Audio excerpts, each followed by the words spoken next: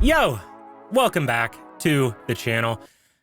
As the title suggests, this is going to be a Viz calendar release video. So basically, for the month of April, we're going to be seeing what's going on with manga for the release calendar of Viz. So we're going to shoot through them. We're going to talk about a few of them, see what we're kind of hyped for. Definitely drop if you're picking any of these up. I need to know. And basically, we can get like a little opinion piece and kind of see what's coming out and basically what to expect.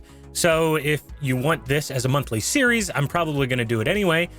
Basically, you'll know where to come to see what Viz is dropping monthly on their calendar. They're one of the more hyper publishers, so it makes it pretty easy to look at and just kind of get excited for it and see what's coming out and if anything sounds interesting for it, pretty much. So let's hop into the manga calendar.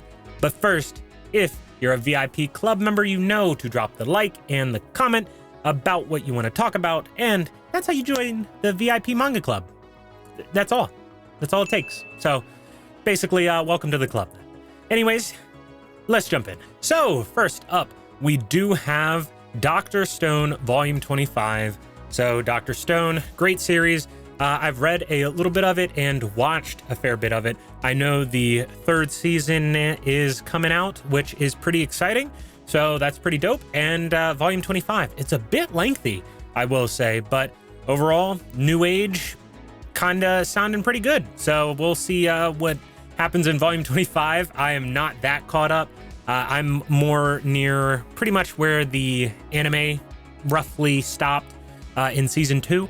So yeah, we'll see how that turns out. And basically, if you don't know, Dr. Stone is, they get frozen in stone, Dr. Stone, they get frozen in time in stone, and basically they break out and have to start anew very many years later. I think it's like a couple hundreds of thousands of years, basically, and everything's reset. So they're recreating civilization. So 25 volumes of that, but it definitely picks up more than what that premise suggests in the later kind of like very beginning series.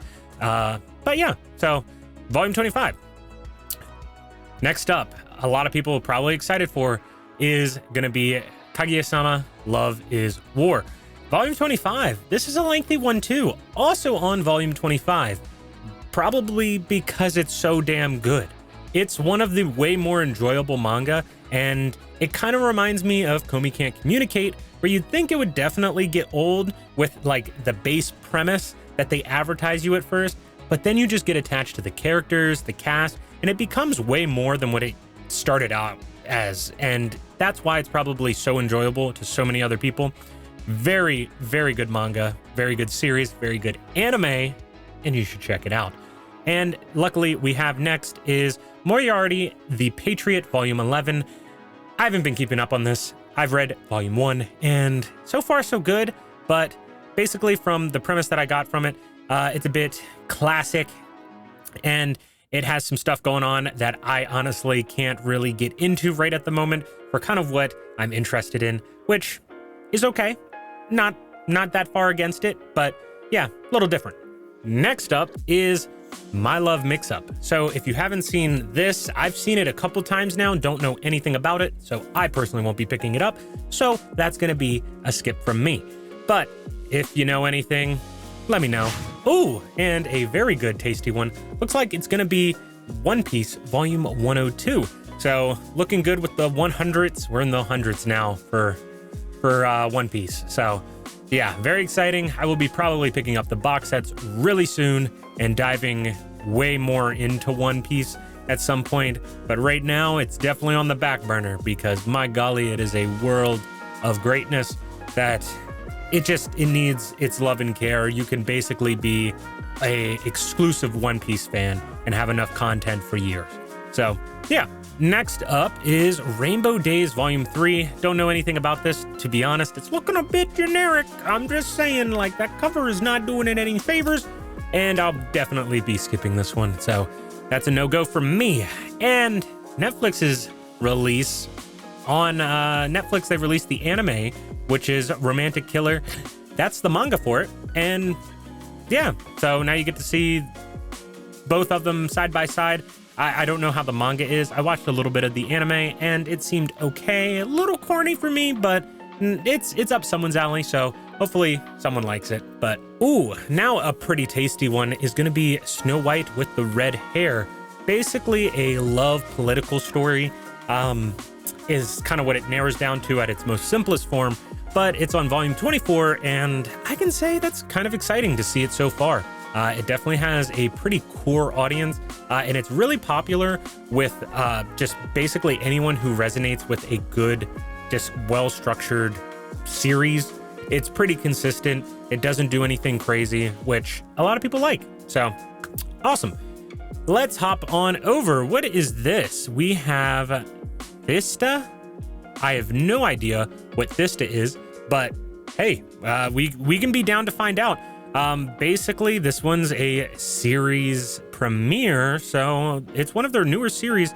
Leads a dual life as the Grim Reaper of the New York City and a university student to be a teacher. So that sounds kind of interesting, so we can see where that goes maybe. It's also looking a bit generic, not gonna lie, but hey, nothing wrong against generic, okay? There's really not. After that is Cased Closed Volume 86, which, no thank you, not interested. Dope little anime. Sometimes I catch a few episodes here and there, but you won't catch me touching the manga. So yeah, if you don't know anything about Case Closed, honestly, just look it up. It has a very nice core fan base as well. And yeah, it can be enjoyable, but my golly, it's a roller coaster of good and bad in my opinion. I think it varies from very good to very bad sometimes, because sometimes it'll be fucking Death Note level of just pure thought and absolute genius, and then other times it's like Dora the Explorer grade level, like figure that out sometimes. So, but I think it's definitely grown on a lot of people, and I would say probably the later stuff is a lot better than the mid to early stuff, which I would expect to get better. All right, some fan favorites here. We have Dandadan Volume 3. I have the first 2 volumes now, and oh my gosh, if you're not looking at this series, you're missing out. Check out Dandadan. Wonderful, hard to explain. Pretty much any other video or when I have it as a manga haul, I will explain it. I probably need to give it its own video, so I have a few people asking me what the fuck is Dandadan, and yeah, you just don't drop that Dandadan. Basically, you pick it up because it's so good. It's so enjoyable, so different. It's a breath of fresh air. It's got the same kind of vibey as Chainsaw Man did when it kind of just like entered the scene, and I feel like Dandadan is doing the same thing. Speaking of some new great stuff, we have Kaiju number 8, Volume 6. The number 8 throws me off every time when I try to say that damn title, but number 6, Kaiju number 8 has been great. So I have the first 5, and I'm gonna keep reading it. It is just very enjoyable. It's like just good shonen, absolutely just sink your teeth in, and yeah, kind of gives Fire Force vibes in my opinion, but it does have a different premise. But I think like that same story structure is a bit Fire Forcey, so still really good. Fire Force is great in my opinion too, so if you like that, you'll definitely like Kaiju number 8. The art is fantastic, and just the overall sequences and characters are actually really good. I enjoy the characters in Kaiju number 8. They're not too extreme like stereotypes, which is nice, but they still kind of land with the point you're trying to make of kind of like the personality they will be. So I like that. And speaking of the Cant Communicate back on the other series, we have volume 24 of it, and it's lasted this long, and I can say I'm a fan. Cant Communicate has been great. It's just a simple sit down, relax, and enjoy series that I'm almost certain anyone can get into. I gave it to my girlfriend's sister, and basically she's loved it. She gave it to her kids, and yeah, so it's definitely something that is kind of like all around for anybody. It's pretty harmless and super sweet, and just pretty funny too. The anime is super underrated. I feel like nobody gave that anime a chance. It had some drama around it in its release, and I have no idea why, because it was really well done. Absolutely enjoyable, and the voice acting was phenomenal, and the premise, like I said before, doesn't actually get all that old. So check that out. Next up is Pokemon Sword and Shield, Volume 6.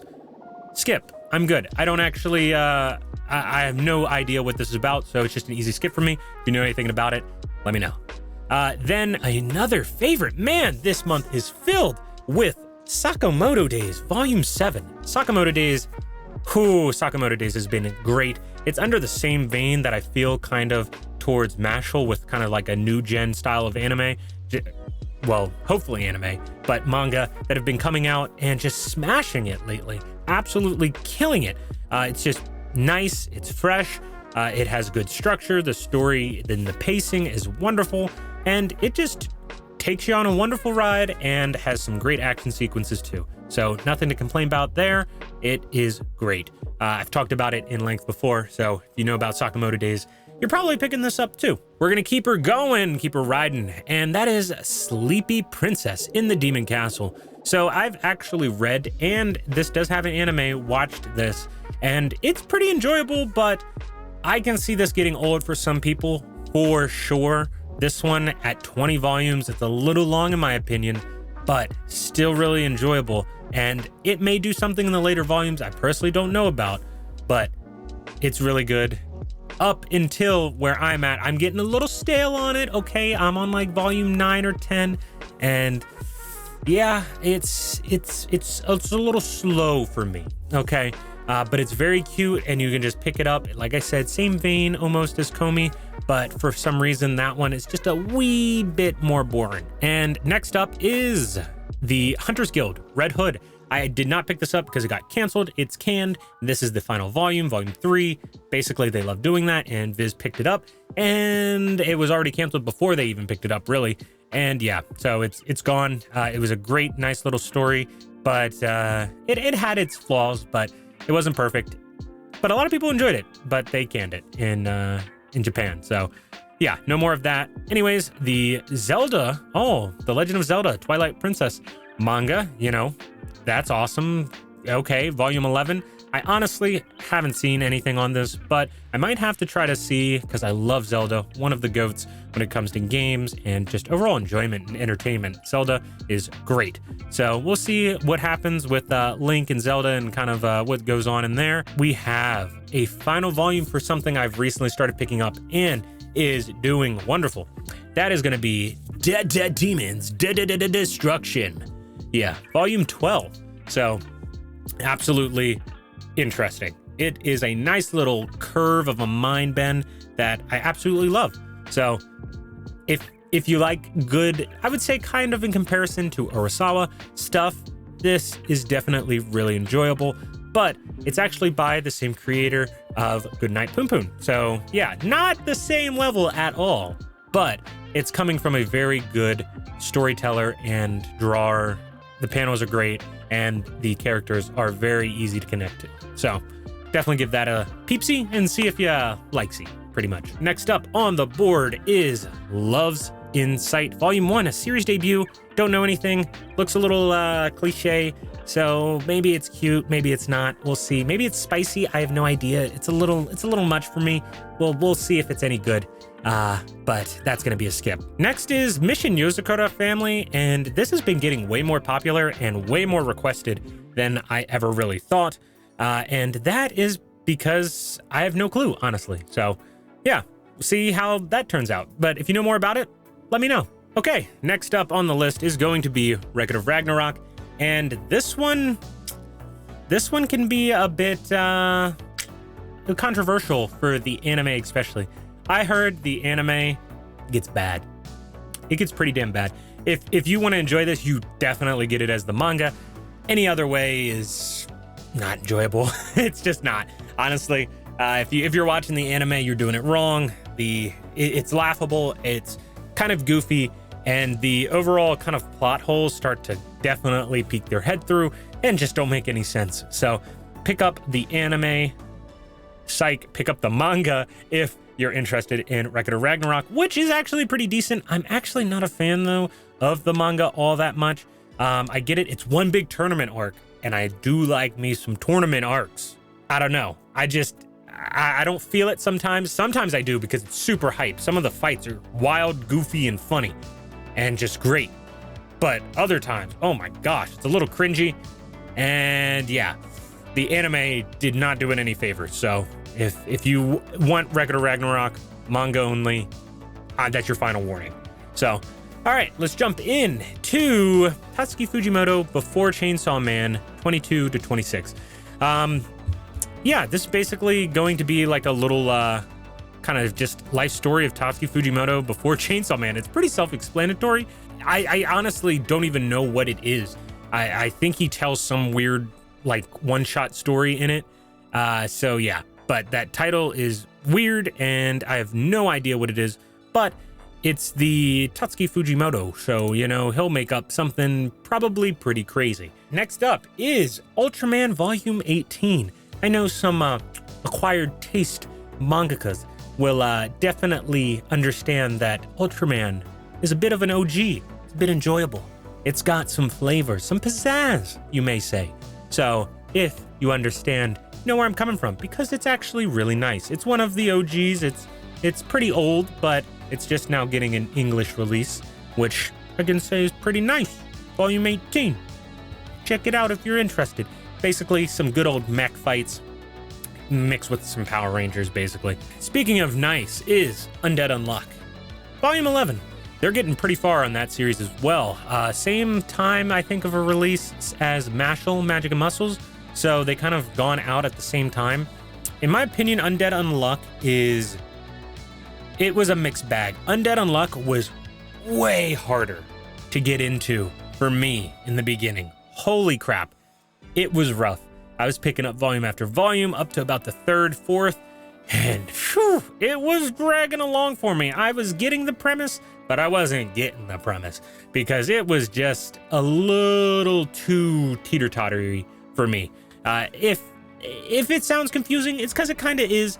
Basically, guy can't die, comes back to life, some shit like that. Yeah, with a girl who has some terrible luck if you touch her. And it just picks up from there. I won't say anything too spoily, but yeah, some of the interactions are weird. Some of the stuff in the beginning is just weird. So if you're looking for something that does get better in the later volumes, I will say, check out Undead Unluck, but there's definitely some better stuff out there. Let's roll to the next one. Boys Abyss, Volume 1. Series debut. Don't know anything about it. Might pick it up. It looks interesting with some nice looking art. So maybe it's something sweet, but in my opinion, it's not looking all that great. So, but let's see. So, Riji's mother is checked out. He's stuck caring for his grandmother with dementia, and his childhood friend treats him like a lackey. Then, beautiful, big city pop star, Nagi, miraculously shows up working the counter at a local convenience store. Renji is starstruck when she offers him the ultimate way out of his claustrophobic existence. Will he succumb to temptation? I don't know. That sounds weird. It's a bit off. It's like fantasy, but not, because it's taking place in the real world, I'm guessing. But we'll have to see about that one. Maybe Volume 1, see how it rides. I'll get back to you on that. Next up is Disney and Pixar's Turning Red 4, Town 4 Real. That's a skip. That's a big skip for me. No. Next up, High School Family, Volume 5. It's gonna be a no. Not interested. It's digital only anyway, so yeah, that's a skip. Jujutsu Kaisen, Thorny Road at Dawn. Nope, skip. It's a novel. No, thank you. Digital only is P's. 6 P's. Digital only, but I will say, if you don't know anything about it, it's actually a pretty decent instrumental kind of showy of like talent manga, which I can say is pretty decent. So if you're interested. And last up is the art of the Demon Slayer kind of art book. So no. So that wraps up the video because the last like 5 are trash. So I'm glad you watched this. And if you want to be informed about the next months and more to come, you can come back and see what we got going on there. But anyways, this has been a wonderful video. And all my VIP Manga Club members, drop that like you were supposed to in the beginning of the video and join the club. Anyways, I'll see you guys in the next one. So, hope you enjoy your day. Peace.